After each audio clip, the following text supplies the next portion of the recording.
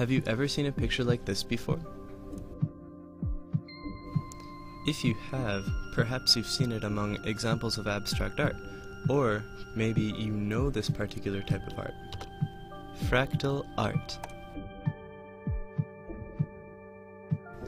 Fractal art is created by calculating fractal objects and representing the calculation results as still images, animations, music, or other media. A fractal is generally a rough or fragmented geometric shape that can be split into parts, each of which is, at least approximately, a reduced-sized copy of the whole, a property called self-similarity. The term fractal was coined by Benoit Mandelbrot in 1975 and was derived from the Latin fractus, meaning broken or fractured. A fractal often has the following features. It has a fine structure at arbitrarily small scales. It is too irregular to be easily described in traditional geometric language. It is self-similar. You're probably wondering, how do people make fractal art? Are they just truly amazing artists? Well, true, many of them are, but they had some help. I'm going to show you how to develop a fractal using the most simple example of a very common fractal, the Mandelbrot method.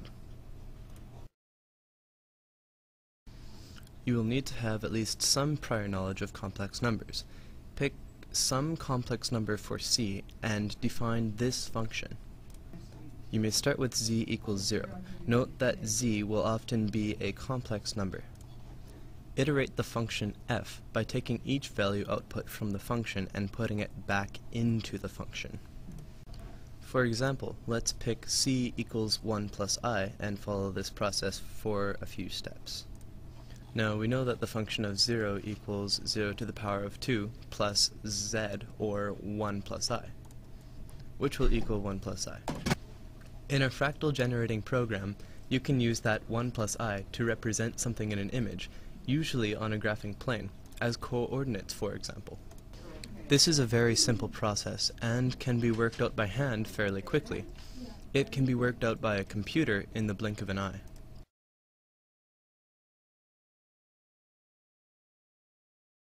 The fractal shown here is an exact result of the calculations we just performed. It is famously known as the Mandelbrot fractal. So you see, more complicated calculations result in more intricate fractals. Like numbers, fractals are infinite, usually by at least some type of self-similarity. Exact similarity, for example, in which the fractal appears identical at different scales. Quasi-similarity. The fractal appears approximately, but not exactly, identical at different scales.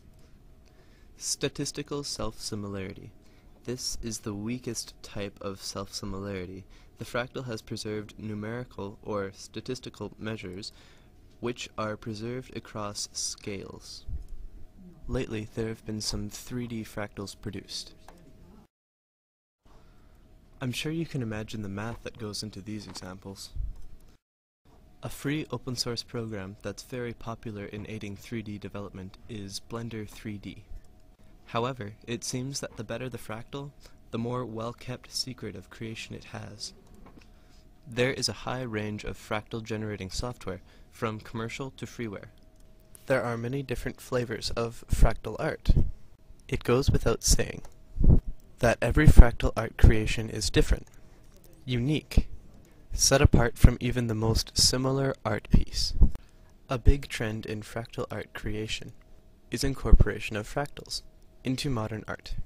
Not to be confused with the general term modern abstract art, this modern art is based particularly on fractals. As with any type of artistry, each artist has defined their own style to create their fractal masterpiece. In closing, I would like to point out that fractals are just about everywhere. Especially in nature, they can be found in clouds, snowflakes, broccoli or cauliflower, ferns and other plants, crystals, mountain ranges, lightning, river networks, and coastlines. Even the music you've been listening to this whole presentation is based on fractal algorithms.